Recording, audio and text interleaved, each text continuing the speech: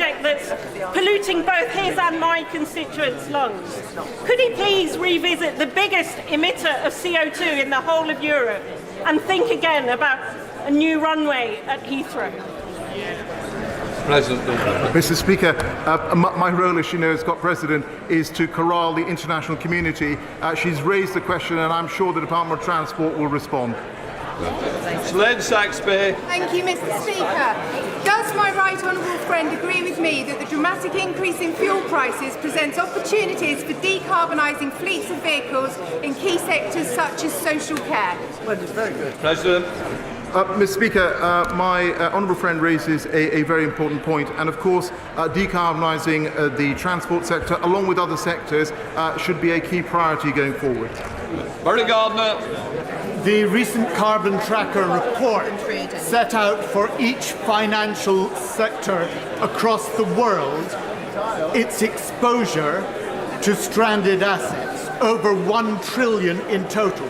Will the COP President be engaging with each of the heads of the financial sectors like the Securities and Exchange Commission, the London Stock Exchange, to ensure that they cope with that problem? Well, Mr. Speaker, the private sector is actually very focused on the issue of the move to net zero, and as you will know, in Glasgow, $130 trillion of assets signed up to net zero. Anyone investing in assets which might end up being stranded has to be very clear about the financial decisions they're taking. Jerome Mayo. Does my right honourable friend agree that establishing a price for carbon would give the free market the signal it needs to invest in low-carbon alternatives across the economy? Does he also agree that a carbon border adjustment mechanism is a necessary first step to achieve that? Mr. Speaker, I know my honourable friend has raised this issue before, and of course tackling carbon leakage is a vital issue.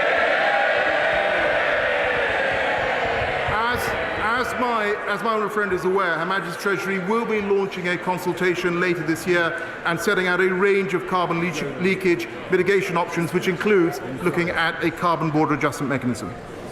Boris Johnson. Am I allowed to say to the Minister that many of us on these benches think he's done a darn good job? But will he make every effort, if he survives the present wranglings in the Conservative Party, will he come back and grassroot what we're trying to do about climate change in every community and every town and city and community? Let's have 500 sustainable towns and cities in this country. Does he agree with that? Mr. Speaker, in the words of Gloria Gaynor, I will survive. But can I just say, Mr. Speaker, that the point he raises is that tackling the climate emergency is an issue for all of us, for governments, for civil society and individuals, and we all need to play our part. Before we come to Prime Minister's questions, I'd like to point out the British Sign Language interpretation of proceedings is available to watch on the Parliament Live TV. I'd also like to welcome Lord Mackay, who is retiring today after many distinguished years as Lord Chancellor. Before I call Kim Leadbeater to ask the first question, it's only fitting. Before I call Kim Leadbeater, it's to ask her first question. It's only fitting to note this is likely to be the final time the Right Honourable Member for Uxbridge addresses the House as Prime Minister. I would like to wish him and his family all the best for the future. Can I say, we've been through many dark times within this House, and none more so than through the pandemic, and always will be remembered for what this House did and the way that you conducted those duties during those dark times, Prime Minister. I understand that members will have differing views about the Prime Minister's performance and legacy, and those views will be sincerely and passionately held, but I remind members that our constituents and others around the world watch these proceedings. Let us conduct them in a respectful manner, focusing on issues and policies rather than personalities. I take this opportunity to remind members of the words of Erskine May. Good temper and moderation of the characteristics of the parliamentary debate. I expect to see that reflected today in the proceedings. I now call Kim Leadbeater. Question number 1, Mr. Speaker. Prime Minister. Thank you, Mr. Speaker. Today marks the 40th anniversary of the bombings in Hyde Park and Regent Park, and tomorrow sees the 50th anniversary of Bloody Friday. Such terror by the provisional IRA was barbaric and shameful, bringing untold grief to countless families, and our thoughts are with all those who lost loved ones during the Troubles. We as a government remain determined to help build a better shared future for all the people of Northern Ireland. Mr. Speaker, I've spoken to the chair of the National Fire Council last night and this morning about the heroic work of firefighters in recent days. I know the whole House will want to thank them and all our frontline services who've been working hard to keep us safe. My right honourable friend, the Chancellor of the Duchy of Lancaster, will be making an oral statement later. Mr. Speaker, I know colleagues will wish to join me in wishing England's Lionesses well in their quarter-final match against Spain in Brighton this evening. And I know that the House will want to congratulate Jake Whiteman, who produced a stunning run to take gold in the 1,500 metres at the World Championships in Oregon. Mr. Speaker, as you rightly say, last week I told the House that this was possibly, that last week was possibly my last PMQs. This week, Mr. Speaker, probably, certainly will be my last PMQs from this dispatch box, or any other dispatch box. Mr. Speaker, this morning I had meetings with ministerial colleagues and others, and in addition to my duties in this House, I will have further such meetings later today. Thank you, Mr. Speaker. Summer recess gives all parliamentarians an opportunity to reflect on our inability to uphold the 7 principles of public life. Selflessness, openness, objectivity, honesty, integrity, accountability and leadership. These are fine principles, but public trust in politicians is at an all-time low. Will the Prime Minister be using the next few weeks to personally consider why this could be? And as the unedifying fight for his job continues, if those who are vying to replace him were to draw on his wise counsel, if those who are vying to replace him would draw on his wise counsel, and why wouldn't they? What advice would he give to ensure the people we serve receive far better than they have from this government? Well, Mr. Speaker, I'm afraid I didn't quite catch the last bit of the honourable lady's question, but I will be using the next few weeks to do what I think the people of this country would expect, and that is drive forward the agenda on which we were elected in 2019, and for which I think the Labour Party particularly fear the Conservative Party. And that is the agenda of uniting and levelling up, and making sure that we invest in places that for decades were betrayed by Labour and left behind. And that is what the Conservatives are going to do, and that's why we're going to win again. Luke Evans. Russia's war in Ukraine continues. Now, Turkey have withdrawn its opposition to Sweden and Finland joining NATO. So what assessment does my right honourable friend make about the short and long-term securities of Europe now this has happened? Prime Minister. I thank my honourable friend for that excellent question. The accession of both countries, I think, will be good for them. I think it will encourage, it will make all our allies safer, and I think it will make the whole of the Euro-Atlantic security area stronger, Mr. Speaker. And I'm proud of the role that the UK has played in that accession. We now come to the Leader of the Opposition, Keir Starmer. Can I start by saying to the Prime Minister that I do know that the relationship between a Prime Minister and Leader of the Opposition is never easy, and this one's proved no exception to the rule. But I would like to take this opportunity to wish him, his wife and his family the best for the future. Can I also put on record our gratitude to the fire and rescue services for all their courageous work yesterday in extreme temperatures. All our thoughts are with those affected by the fires, particularly those that have lost their homes. I join the Prime Minister in his comments about the bombings in Hyde Park and the IRA bombings. I also join him in his comments about the Lionesses. The coverage starts at 7:30 tonight on BBC One, and I'm sure the whole country will be roaring them on. And for anyone who doesn't fancy football, EastEnders is on. So if you'd rather watch outrageous characters taking lumps out of it themselves, you've got a choice. Albert Square or the Tory leadership debates on catch-up. On that topic, Mr. Speaker, why does the Prime Minister think that those vying to replace him decided to pull out of the Sky debate last night? Prime Minister. Mr. Speaker, I'm not following this thing particularly closely, but my impression is that there's been quite a lot of debate already, and I think the public are having an ample opportunity to view the talent, Mr. Speaker, that any one of which, as I say before, like some household detergent, would wipe the floor I mean, today happens to be just about the anniversary of the exit from lockdown last year. And do you remember what he said? He said, I'm going to remind him, he said it was reckless. It was because we were able to take that decision, Mr. Speaker, supported by every single one of those Conservative candidates, opposed by him, that we had the fastest economic growth in the G7. We're now able to help families up and down the country. If we'd listened to him, it wouldn't have been possible, Mr. Speaker. And I don't think they'll be listening to him either. Well, I'm impressed he managed to get through that with a straight face, actually. I think the truth is this. They organised the TV debates because they thought it would be a great chance for the public to hear from the candidates firsthand. Yeah. Then disaster struck because the public actually heard from the candidates firsthand.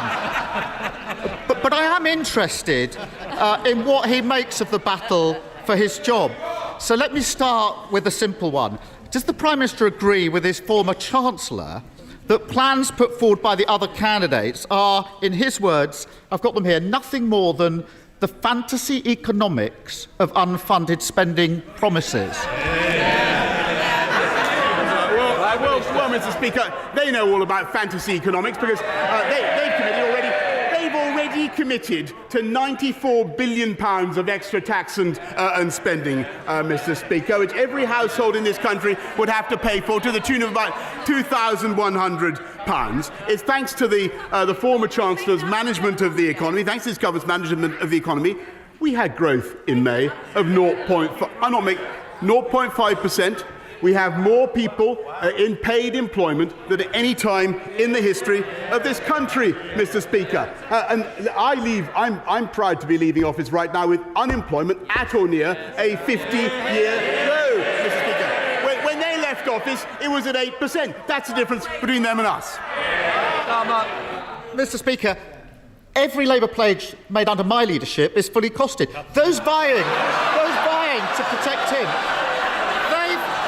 Mr. Speaker, those vying to replace him have racked up £330 billion of unfunded spending commitments. But I do note that the Prime Minister didn't agree with his former Chancellor. So what about his Foreign Secretary?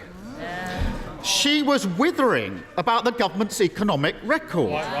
She said, again, her words, here they are, if Rishi has got this great plan for growth, why haven't we seen it in the last 2.5 years at the Treasury? That's a fair question, is it, Prime Minister? Actually, Mr. Speaker, I think everybody would agree that what you saw in the last 2.5 years was because of the pandemic, the biggest fall in output for 300 years, which this government dealt with and coped with magnificently by distributing vaccines faster than any other European government, faster than any other major economy, which would not have been possible if we had listened to him. And that's why, Mr. Speaker, we have the fiscal firepower that is necessary to help families up and down the country, making tax cuts for virtually everybody paying national insurance contributions. The difference between Labour and the Conservatives, Mr. Speaker. There's a crucial philosophical difference. Under Labour, families on low incomes get most of their income from benefits. Under us, they get most of it from earnings. Because we believe in jobs, jobs, jobs. That's the difference, Mr. Speaker. Mr. Speaker, inflation is up again this morning, and millions are struggling with the cost of living crisis. And he's decided to come down from his gold wallpapered bunker for one last time to tell us that everything's fine. I am going to miss the delusion. But his Foreign Secretary didn't stop there, Mr. Speaker. She also said that the former Chancellor's 15 tax rises are leading the country into recession. And the member for Portsmouth North was even more scathing. She said, again her words, our public services are in a desperate state. We can't continue with what we've been doing because it clearly isn't working. Has the Prime Minister told her who's been running our public services for the last 12 years? Mr. Speaker, this is absolute. And again, he's doing this completely satirical. This is the government that is investing £650 billion in infrastructure, in skills, in technology. He talks about public services. What really matters to people in this country right now is getting their appointments, getting their operations, fixing the COVID backlogs. That's what we're doing, fixing the ambulances. That's what he should be talking about, Mr. Speaker. And that's why we voted through, that's why we passed the £39 billion health and care levy, Mr. Speaker, which they opposed. Every time something needs to be done, Mr. Speaker, they try to oppose it. He's just a great pointless human bollard, Mr. Speaker. That's what he is. Mr. Speaker, if only it was satirical. It's what the future candidates think of his... Mr. Speaker. We want to get through PMQs because there's quite a few of you wanting to catch my eye. It will be more helpful if we get through in order to do that. Keir Starmer. I appreciate they may not want to hear what their future leader thinks of their record in government, but I think the country needs to know. If only it were satirical, Prime Minister. It's what the candidates think of the record. But among the mudslinging, there was one very important point, because the member for Saffron Walden claimed that she warned the former Chancellor that he was handing taxpayer money directly to fraudsters in COVID loans. She says he dismissed her worries and that as a result he cost the taxpayer £17 billion. Does the Prime Minister think that she's telling the truth? Prime Minister. Okay, well, this is one of the last blasts from Captain Hindsight, Mr. Speaker, because at least to me, because they were the party. I remember they were the party who were so desperate for us to be hiring their friends with PPE. They wanted a football agent to supply and a theatrical costumier to supply PPE. Do you remember, Mr. Speaker? We had to get that stuff at record speed.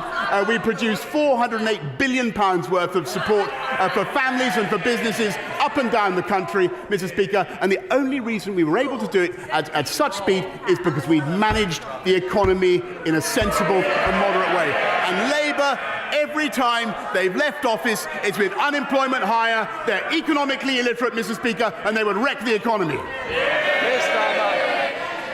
I think the message coming out of this leadership contest is pretty clear. They got us into this mess, and they've no idea how to get us out of it. The Foreign Secretary says we can't go on with our current economic policy. The member for Portsmouth North bemoaned the fact that what we've been doing has not been good enough. And the member for Saffron Walden probably puts it best when she simply asked, why should the public trust us? We haven't exactly covered ourselves in glory. Their words, their future leaders' words. They've trashed every part of their record in government, from dental care and ambulance response times to the highest taxes in 70 years. What message does it send when the candidates to be Prime Minister can't find a single decent thing to say about him, about each other, or their record in government? Mr. Speaker, what does it say? What does it say about him that no one can name a single policy after 3 years of the Labour opposition, apart from putting up taxes. He's one of those pointless plastic bollards you find around a deserted roadworks on a motorway, Mr. Speaker. We got Brexit done. He voted against it 48 times. We got this country fast out of COVID in spite of everything he would have kept, and when he would have kept us in lockdown. We're fixing social care, Mr. Speaker, when they have no plan and no ideas of their own. And we're now bringing forward measures in the face of strikes to outlaw wildcat strikes, Mr. Speaker. I can tell you to outlaw wildcat strikes. I can tell you why he does that funny wooden flapping gesture. I'll tell you why he does that funny wooden flapping gesture. Because, Mr. Speaker, he's got the union barons pulling his strings from beneath him. That's the truth. £100 million, Mr. Speaker. We've restored our democracy and our independence. We've got this country through COVID, and I'm proud to say that whether it comes to tackling climate change or sticking up for Ukraine, we have led the world on the international stage. And I want to thank my friends and colleagues on these benches for everything that they have done.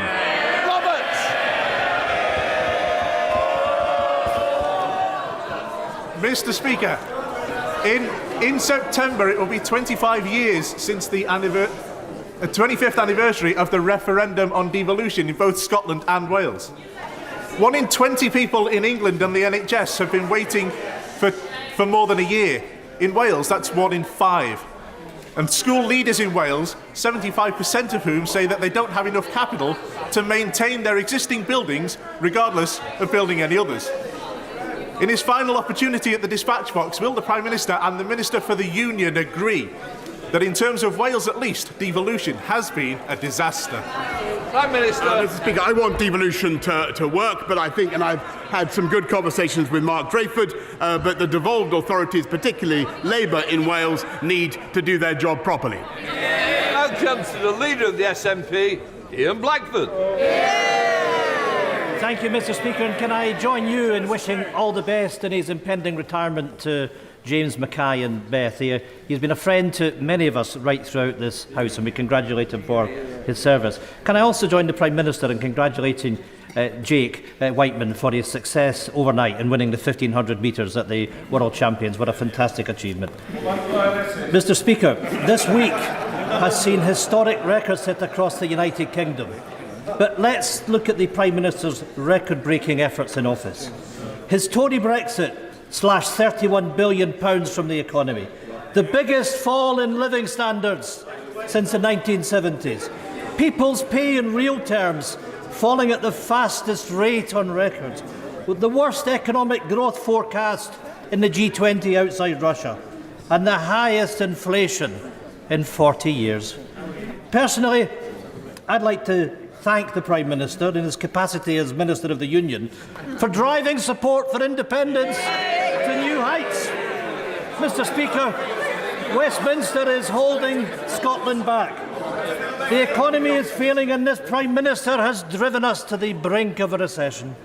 Isn't it the case that the Prime Minister's legacy of catastrophic mismanagement has paved the way for the end of the Union? Mr. Speaker, that's not what I observed. And he talks about records. I'll point to the fastest vaccine rollout in Europe, lowest unemployment, as I said, for at or near 50 years, the lowest youth unemployment, fastest growth in the G7 last year in spite of everything. As for the Scottish nationalist record, just look at where they are. I'm afraid to say Scottish school standards are not what they should be because of the failure of the SNP. They're failing people who are tragically addicted to drugs, Mr. Speaker, in Scotland. And the people of Scotland are facing another £900 million in tax because of the mismanagement of the SNP. I mean, the Prime Minister might believe that nonsense, but the people of Scotland don't, because they know the reality that our NHS is the best performing in the United Kingdom, and education standards under the SNP are moving in the right direction. Mr. Speaker,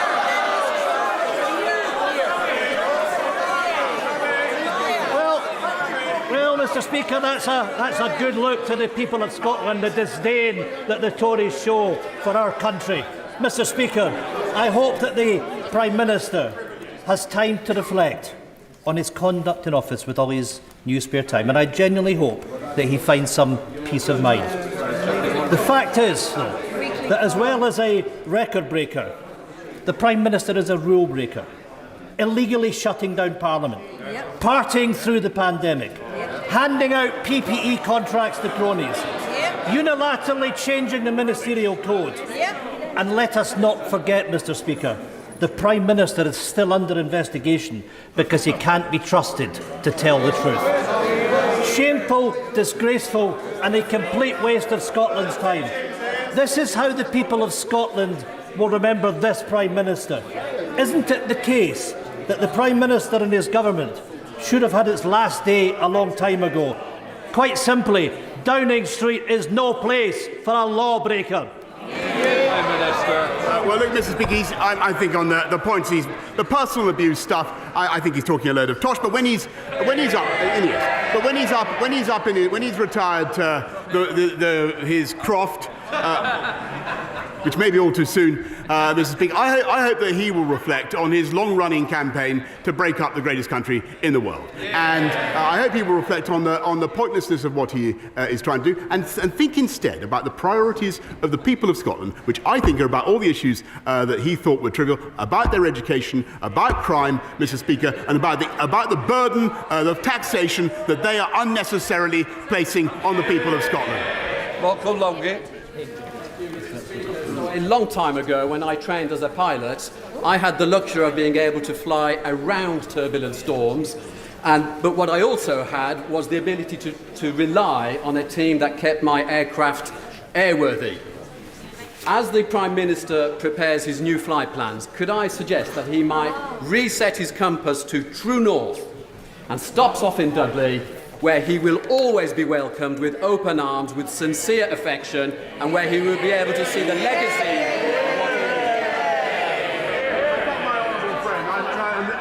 I thank him for that renewed invitation, Mr. Speaker. I've spent many happy days with him in Dudley, and let's hope that there are more to come. And David! As the Prime Minister leaves office, I'm sure the whole House is looking forward to him completing his book on Shakespeare. We wait to read what he really thinks about tragic figures brought down by their vaulting ambition, or scheming politicians who conspire to bring down a tyrannical leader. The candidates, Mr. Speaker, now plotting to take his place, all profess that they will bring a fresh start, a clean break from his government.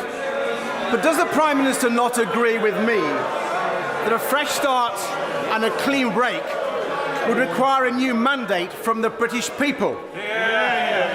And before they strut and fret their hour upon the stage, there should be a general election.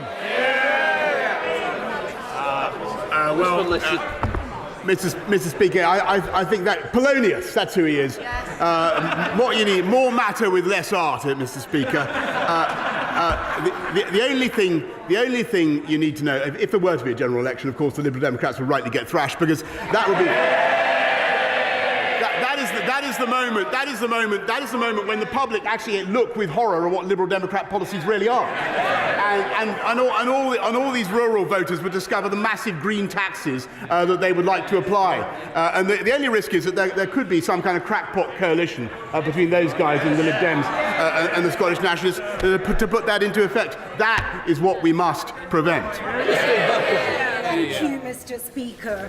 My constituents feel very let down by the Mayor of London. He is consulting on cutting 18% of London's buses. The Met is in special measures. He's looking to sell Notting Hill Police Station to the highest bidder, and he is looking to push through a completely unwanted overdevelopment of South Kensington Tube Station.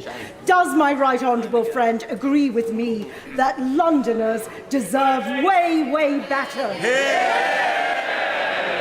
Mr. Speaker, London once had a mayor who cut crime by 25% and cut the murder rate by 30% and built twice as many affordable homes as the current incumbent, and what London needs is another Conservative mayor. Thank you very much, Mr. Speaker. Could I just add a personal note of thanks to Lord Mackay of Clashfern, who is retiring. He is a Highland gentleman and he's been very, very helpful to me for a number of years and I'm extremely grateful. Mr. Speaker, the Prime Minister knows that harnessing wind power, is crucial to the United Kingdom. The Prime Minister also knows that the Highlands have faced great historic difficulties over the years. So I hope that the Prime Minister agrees with me that a green free port in the Cromarty Firth is vital to harnessing wind energy. It has the full support of the industry and vital to the prosperity of that region. I thank you very much. I can confirm that we're committed to funding two new green free ports in Scotland to the tune of £52 million. Wouldn't be possible, of course, if the SNP got their way and we returned to the EU. Jay Barry. Thank you, Mr. Speaker. Can I congratulate my friend on his work to tackle regional inequality in this country through his levelling up agenda? And as he rightly reflects with pride this summer on the work of both himself and his government, will he also urge all candidates in this leadership election and all colleagues in this House to further drive forward that levelling up agenda to tackle inequality wherever it is found within this United Kingdom? I heartily agree with my honourable friend, Mr. Speaker, and it's not just my right honourable friend. It's not just inequality; it's inequality of opportunity, and that's what levelling up addresses. Johnny Lloyd, sit. Thank you, Mr. Speaker. You know, very few people in the north of England believe that the levelling up agenda has achieved anything at all. Now, the Prime Minister has a few days left in office. Can he use this to drive through the Trans-Pennine rail system that we were promised would be finished in 2019 and will not be finished before 2030? It's a shambles and he is responsible. Actually, Mr. Speaker, this government's responsible for 3 new high-speed lines, including Northern Powerhouse Rail, which no previous government has done. Caroline Dale. Thank you, Mr. Speaker. My right honourable friend rightly paid tribute to our hard-working firefighters dealing with the fires over the last few days in this unprecedented weather. Will my right honourable friend take action to make sure more fires can be prevented by getting rid of disposable barbecues and Chinese sky lanterns? The ones that flow. Right, I thank my honourable friend very much for her suggestions. I think the key thing is for people to behave responsibly first with the use of these things. It's clearly insane to take a disposable barbecue onto dry grass. Dr. Philippa Whitford. Thank you very much, Mr. Speaker. Due to Scottish Government investment in affordable housing, the Scottish child payment and extended free school meals, Scotland has the lowest level of child poverty in the UK, in contrast to the North East, which has risen by 50% on the watch of this government. In contrast, the Prime Minister took over £1,000 from the poorest families, so much for levelling up, and those fighting to replace him have been falling over themselves to promise tax cuts to the wealthy. So if the UK is meant to be a voluntary union, does he not recognise that voters in Scotland have the right to a referendum so they can choose a fairer future? Actually, Mr. Speaker, we increased the living wage across the whole of the UK by £1,000. We made sure that people on universal credit got their tax bills cut by £1,000, and we've in the last couple of weeks we've cut national insurance contributions by an average of £330. And it was because of the union that we were able to support families up and down the country in Scotland with the furlough and other payments to the tune of £408 billion, Mr. Speaker. Andrew Bowie. Mr. Speaker, can I thank my right honourable friend for his commitment to Scotland and the entire United Kingdom over his years in Downing Street, and to him and my friend, the Secretary of State for Scotland, for improving and increasing the visibility and involvement of the UK government in Scotland over the past 3 years. And does my right honourable friend agree with me that whoever takes his job and whatever comes next, the United Kingdom will always be stronger together than it ever would be apart? Brilliantly put. I couldn't put it better myself. Kate Osborne. Mr. Speaker, the Windrush Compensation Scheme was launched in April 2019. In the time since, we've seen this Prime Minister come and go. Meanwhile, just 1 in 4 applicants have received compensation so far, and at least 28 have sadly passed away without receiving compensation. Isn't it about time for the government to make the scheme independent of the Home Office and finally provide justice to the victims before it is too late? Actually, Mr. Speaker, I think more people have got compensation. I renew my apologies to the Windrush generation for what they've suffered. But we have greatly increased the compensation available. We've paid out, I think, more than £51 million. We're working with voluntary groups to ensure that people get what they're entitled to. But I may say that Labour has never apologised for their own part in the Windrush scandal. Speaker, can I thank my right honourable friend, the Prime Minister, for all of the work he has done for Scunthorpe, but can I pay particular thanks to him for the work that he has done for steel? He has shown his understanding both of the challenges that steel faces and of its importance to this nation. He has kept every promise he has made to me on steel, and I want to thank him very much for his work on that. Does he agree with me that the future of steel is always safest under a Conservative government? Yes, Mr. Speaker, and I thank her for everything that she has done to champion UK steel, a vital national industry. Mr. Speaker, this Prime Minister has been the very embodiment of the excess and the vice that the Ministerial Code was designed to protect. And once trust is broken, it's very hard to rebuild. The trust of the Good Friday Agreement between the peoples and between the governments of these islands has been systematically destroyed over the last 6 years, and people across the island of Ireland, whether unionist or nationalist or neither, have looked on in horror at the degradation of the rule of law, at the deterioration of Anglo-Irish relationships, and at the bolstering of the far right. Many of us will work to try and restore those relationships and ensure the decent people of Britain and Ireland live entwined lives for many years to come. Can I ask the Prime Minister if he is capable of any self-reflection? Does he have any regrets of his legacy of damaging our fragile, shared society and all the people of Northern Ireland? Well, Mr. Speaker, I completely disagree with that. The whole objective of the Northern Ireland Protocol Bill that we've passed is to support the Belfast Good Friday arrangements, to support the balance of those and symmetry of those arrangements. I was very pleased that it passed it got its advance into the House of Lords with no amendments, Mr. Speaker.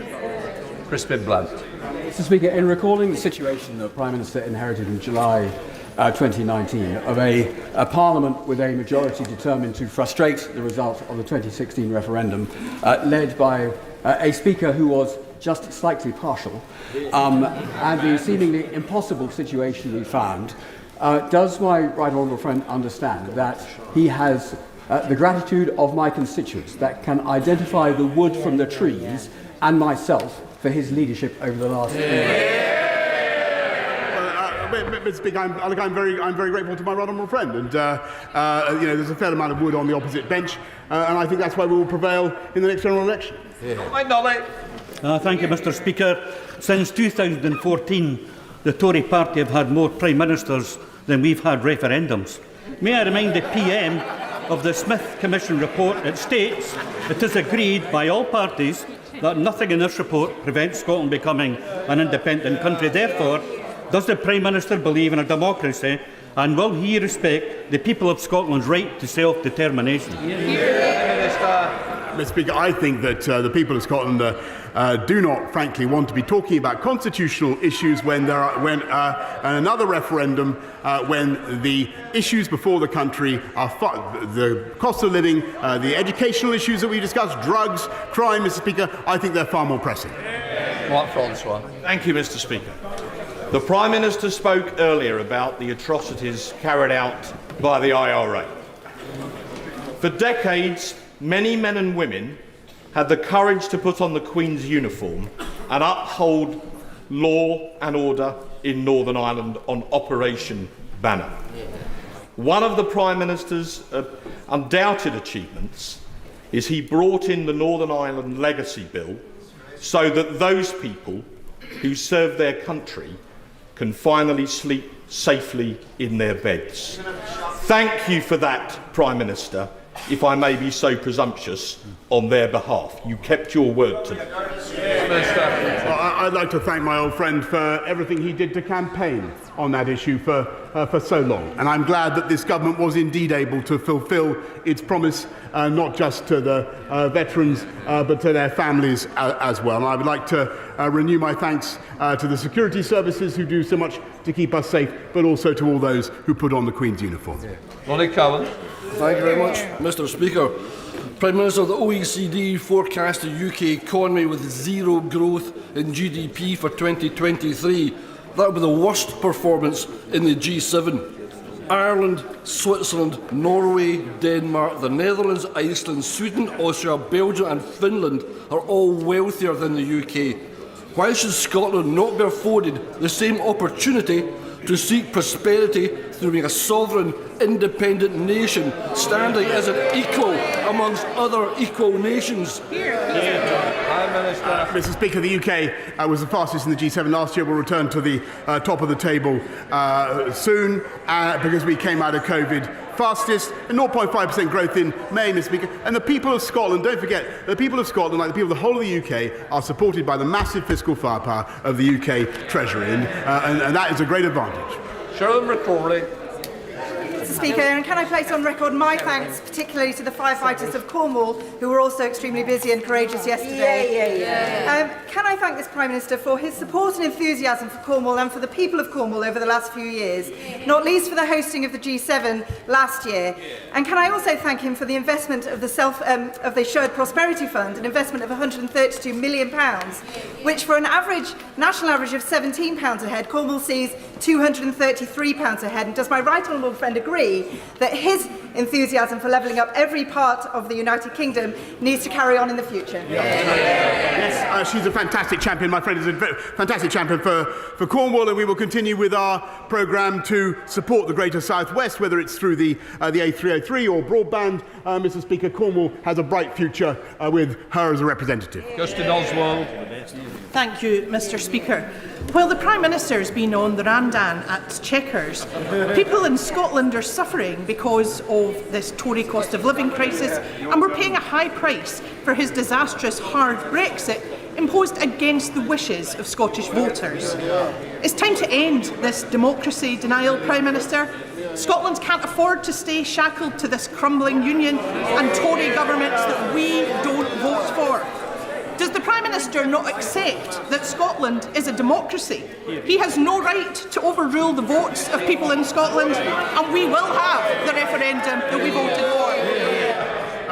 Mr. Speaker, this is the country that secured furlough, that delivered the vaccine across the whole of the UK, while the SNP gets on with overtaxing to the tune of £900 million. Mr. Speaker, that's what they're overtaxing in Scotland, and we had a referendum, Mr. Speaker, in 2014. Martin Vickers. Thank you, Mr. Speaker. I know that my right honourable friend is aware of how important the seafood processing industry is to the Grimsby-Cleethorpes area. However, there is one cloud on the horizon, and that is the recently imposed 35% tariff on white fish, which is causing industry leaders considerable concern. And though they recognise that it's important to maintain sanctions against Russia, this is causing, as I say, great concern. Would my right honourable friend arrange meetings with me and my honourable friend from Grimsby with the appropriate ministers so we can discuss measures how to mitigate the impact on the industry? Minister. I'll make sure he gets a meeting as soon as possible with the relevant minister, but I think it is very important that we encourage our great fish and chips shops in Grimsby, Cleethorpes and elsewhere to make sure they're not just using Russian fish and chips. John Littleston. Thank you, Mr. Speaker. As the Prime Minister limps off into the history books, his name up there in the pantheon of greats alongside the Duke of Portland and Spencer Perceval, can he update us on his defenestration honours list? How many of his cronies will he ennoble? Can we expect him to surpass Harold Wilson with a lavender list of dodgy donors, obsequious courtiers and pinchers by nature? Very poor. Mr. Speaker, I'm sure that everybody who has served this government loyally and well deserves recognition of some kind. But as for the honours list, I'm afraid he'll have to contain his excitement. Can I just say, we wanted good temper and better moderate language. And I don't think we got it then. Right, well, I know we didn't. Anna Firth. Speaker, I'd like to thank the Prime Minister for his support for the new city of Southend. Our brilliant hospital turns 90 next Tuesday, but our heroic NHS staff are hampered by the size of the A&E department. Conservative-led capital funding of £8.4 million to expand the A&E department was promised 5 years ago, but has not quite arrived. Will my right honourable friend encourage the new Health Secretary to give us the best birthday present ever, and in the words of Cuba Gooding Jr., show me the money. Order. I think the Prime Minister's got the message also. I'd like to hear your question as well. She's absolutely brilliant champion for Essex and for her hospital. I know the case is under review by the department, but never forget it's only possible because of the money that this government is investing. Go around, Davis. Mr. Speaker, the Prime Minister will be remembered as a man of his word. Pile 'em high, 200,000 dead, the highest in Europe. F business. This is the truth. They don't like it, do they? Let's listen to the truth. 400,000 fewer people in jobs than before the pandemic, if you include the self-employed, which the Prime Minister doesn't.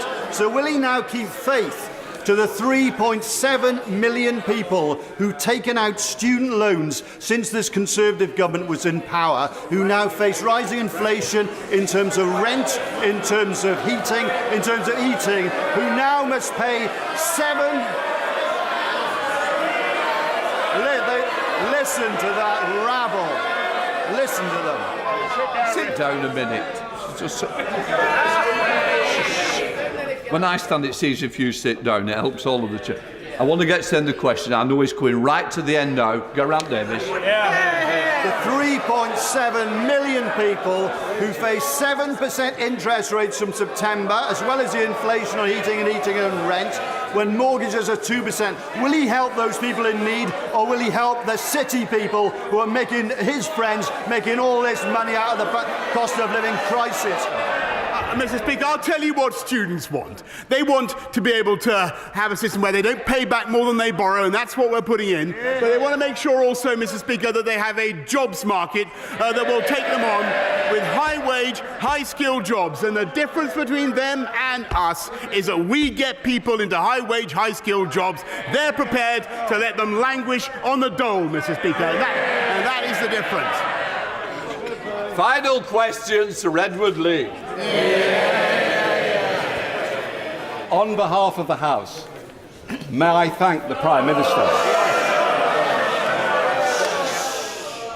On behalf of the House, may I thank the Prime Minister for his 3 years' record of service. On behalf of some of the most vulnerable people in the country, can I thank him for his insistence on rolling out the AstraZeneca jab, which has saved thousands of lives. On behalf of 17.4 million people who voted Brexit, may I thank him for restoring people's belief in democracy. On behalf of northern towns, may I thank him for his commitment to levelling up. And most of all, on behalf of the people of Ukraine, may I thank him for holding high the torch of freedom and ensuring that that country is not a vassal state. For true grit and determination, keep going and thank you. Mr. Speaker, I want to thank my right honourable friend, and I want to use the last few seconds, Mr. Speaker, to give some words of advice to my successor, whoever he or she may be. Number one, stay close to the Americans, stick up for the Ukrainians, stick up for freedom and democracy everywhere. Cut taxes and deregulate wherever you can to make this the greatest place to live and invest, which it is. I love the Treasury, but remember that if we'd always listened to the Treasury, we wouldn't have built the M25 or the Channel Tunnel. Focus on the road ahead. Focus on the road ahead, but always remember to check the rear-view mirror. And remember, above all, it's not Twitter that counts. It's the people that sent us here. And yes, the last few years have been the greatest privilege of my life. And it's true that I helped to get the biggest Tory majority for 40 years and a huge realignment in UK politics, Mr. Speaker. We've transformed our democracy and restored our national independence, as my right honourable friend says. I've helped to get this country through a pandemic and helped save another country from barbarism. And frankly, that's enough to be going on with. Mission largely accomplished. For now, I want to thank you, Mr. Speaker. I want to thank all the wonderful staff of the House of Commons. I want to thank all my friends and colleagues. I want to thank my right honourable friend opposite, Mr. Speaker. I want to thank everybody here, and hasta la vista, baby. Thank you.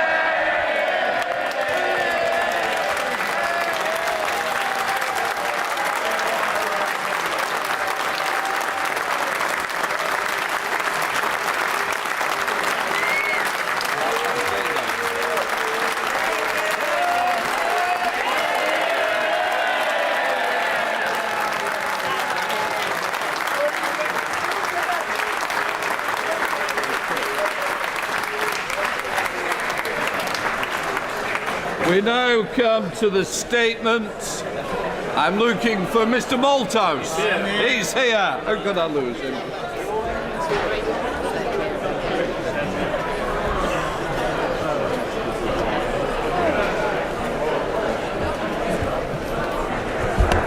There you go.